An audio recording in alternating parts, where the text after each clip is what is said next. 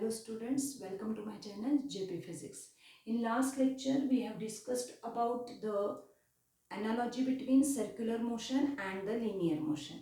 In this lecture we are going to discuss about uniform circular motion, non-uniform circular motion and applications of circular motion. So let's start with uniform circular motion. You can also say it as a uniform, UCM, uniform circular motion. See, what is mean by uniform circular motion? Uniform circular motion means the circular motion with constant speed. If I consider this circular path, that is circular motion of any object, if initial position of particle is A, after some time it will be at B, after some time it will be at C, and so on. At this point, its direction is like this, tangential. It is called as a tangential velocity. That is linear velocity. If you tied one stone in a string and whirled in a circular path, if that stone get released from that tie, then what will happen? It will get released in a straight line. Means this is the tangential velocity which is in a straight line. You can denote it by V, linear velocity. And we know this velocity goes on changing at every point, but its speed is constant. Then it is called as uniform circular motion. If in a circular motion, speed of the object is constant, but its direction goes on changing. No matter its direction goes on changing. See, circular motion is an accelerated motion. Velocity goes on changing at every point. But if its speed is constant, it is called as uniform circular motion, that is UCM. We know the relation V is equal to R omega. This direction, that is tangential direction, is of V. But what about the direction of omega, that is angular velocity? How you can define that direction of omega? See, if I hold this marker in my right hand and the axis of rotation, that is this marker is showing the axis of rotation, and the particle or object is rotating around this axis, means this curled finger shows the direction of motion or direction of sense of rotation, then this thumb is denoting the angular velocity, that is direction of angular velocity. See, again I repeat, if the curled fingers denotes the sense of rotation, this thumb will denotes the direction of angular velocity. And it can be shown like this. If this is sense of rotation, then omega will be in upward direction. Omega will be in upward direction. Angular velocity, direction of angular velocity will be in upward direction if the sense of rotation is anti-clockwise, like this. Thumb will denote the direction of omega. If it is clockwise, it will be in a downward direction.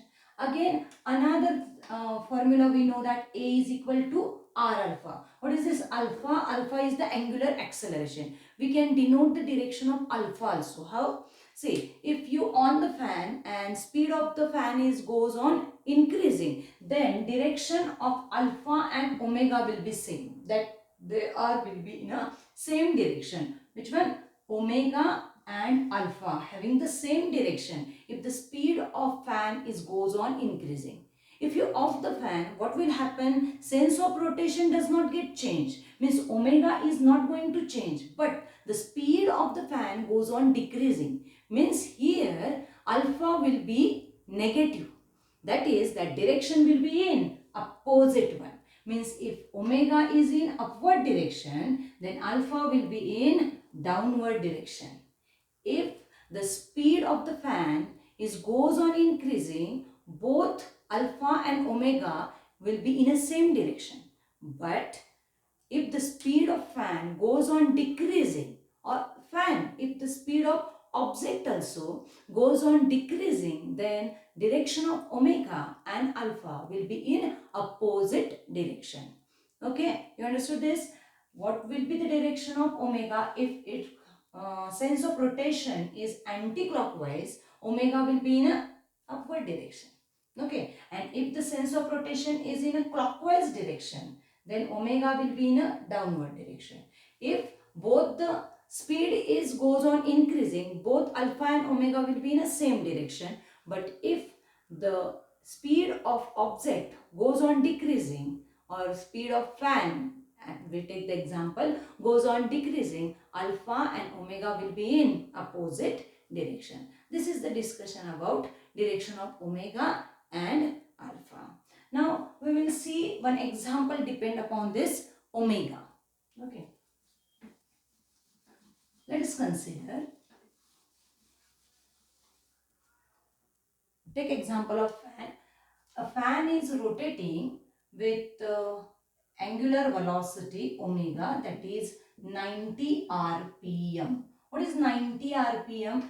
90 revolutions per minute. One fan is rotating with angular velocity, that is initial angular velocity. It is rotating with initial angular velocity 90 rpm, that is 90 revolutions per minute. Then after making 21 revolutions, that is n is equal to 21 revolutions. After making 21 revolutions, it comes to stop. Means its speed going to 0. Angular speed will be 0. That is final angular velocity is 0. Then what will be the time it required to stop? What will be the time required to stop? If we want to solve this numerical, we have to convert this 90 rpm first into radian per second, or you can say revolutions per second also. We can convert it into revolutions per second also, radian per second also. RPS means radian per second. How you are going to convert this? See, if omega not having value 90 rpm, revolutions per minute. What is one revolution? It is 2 pi.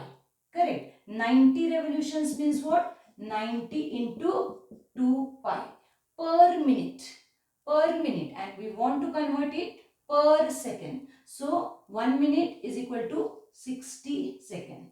That is, you can remember this like RPM. If you want to convert RPM into RPS, you have to multiply this RPM by 2 pi by 60.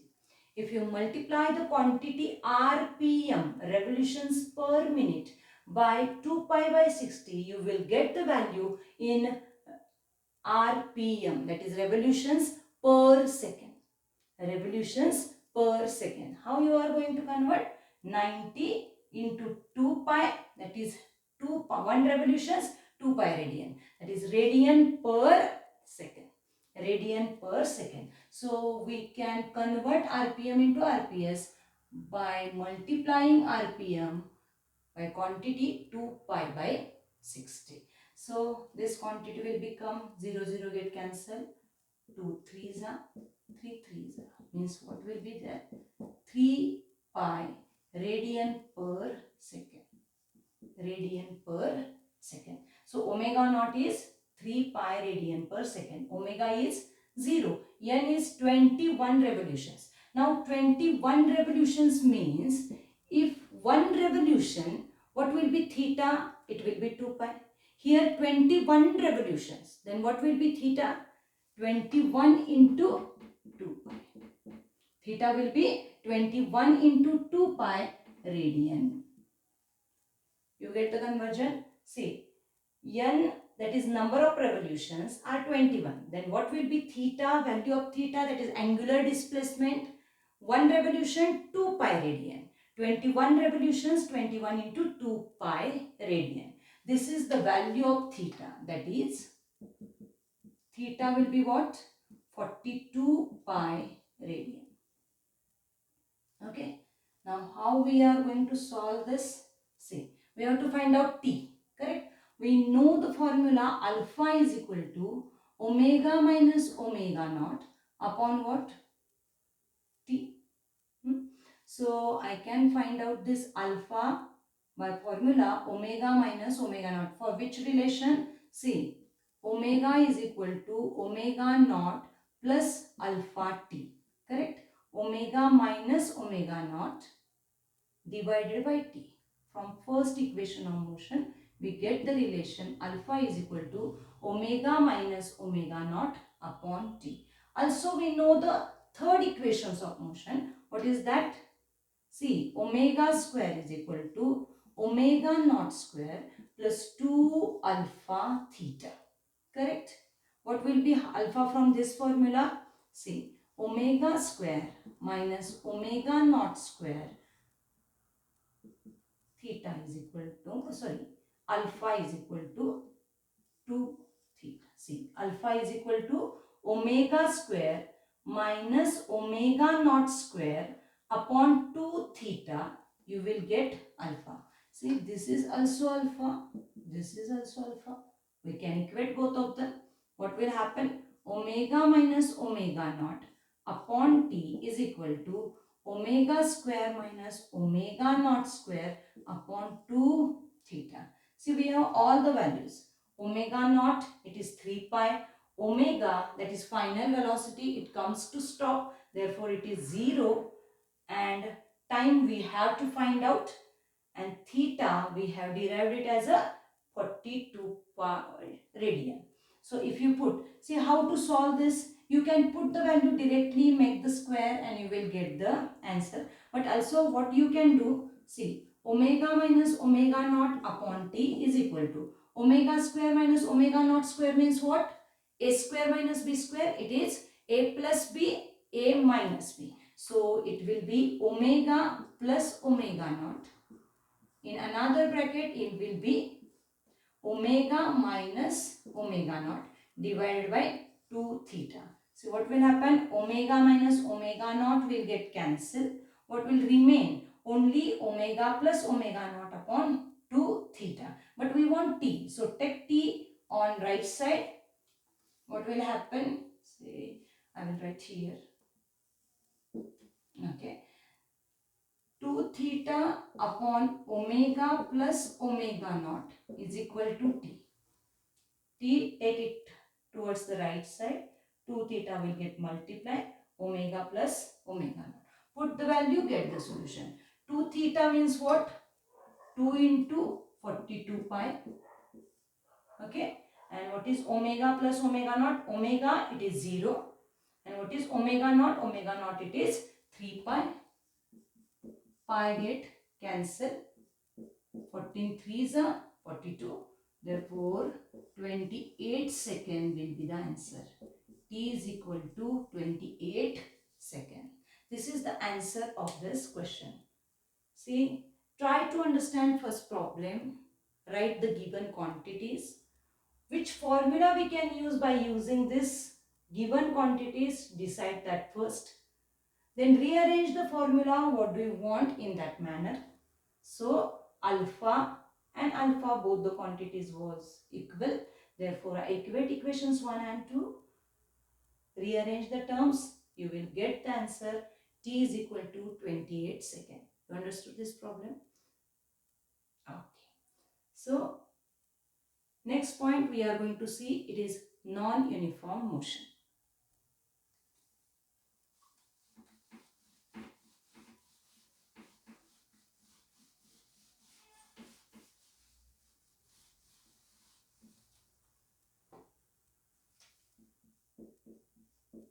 Non-uniform motion. What is mean by non-uniform motion? Uniform motion, speed was constant. Direction of velocity goes on changing.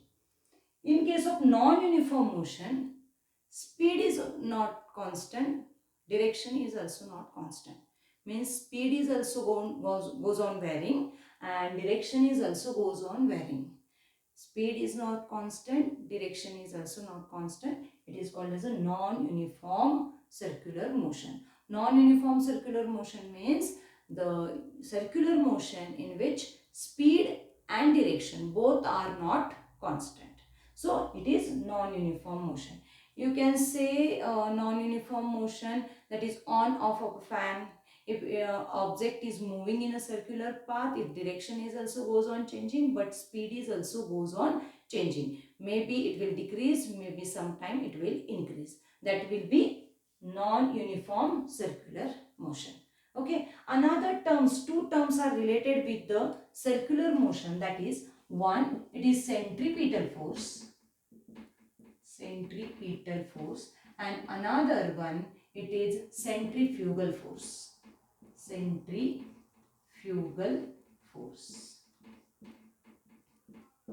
See, what is mean by centripetal force? Centripetal force is the force which is directed towards the center and acting along the radius of the circular path. See, circular motion is due to the centripetal force. Centripetal force is the force acting in a circular motion, acting along the radius of the circular path and directed towards the center of the path. See, if it is a circular motion, centripetal force is the force which is responsible for the circular motion. It is always directed towards the center of the circular path and it is along the radius of the circle. If this is the center and OA is the radius, then direction of the centripetal force is AO, that is towards the center, and it is along the radius of the circle. Then what is centrifugal force? Centrifugal force is a non-real force. Centripetal force is a real force. Centrifugal force is a non-real force. You have already studied this. Centrifugal force is Newton's laws of motion in 11th standard detailed. That is centrifugal force, which is acting along the radius but away from the center. It is acting along the radius but away from the center. It is called as a centrifugal force. Centripetal force and centrifugal force both having same magnitude. That is, it is given by mv square by r. Centripetal force and centrifugal force having same magnitude, that is mv square by r. But in case of a centripetal force, it is denoted by minus mv square by r. Why? Because it is directed towards the center, but we always shows the direction of radius as away from the center. Not like this, but we show the direction of radius vector away from the center, and centripetal force is towards the center. To show this opposite direction, we use the sign minus here. That is centripetal force, by considering the direction, it will be minus mv square by r. But centrifugal force is away from the center and direction of radius vector is also away from the center. Therefore, it will be plus 1. But magnitude wise, both are same. That is mv square by r. Okay, this is all about uniform circular motion, non-uniform circular motion. Two terms related, that is centripetal force and centrifugal force. Okay, now we will discuss one application of circular motion, that is motion of an object or a car, of a vehicle along a horizontal circular path.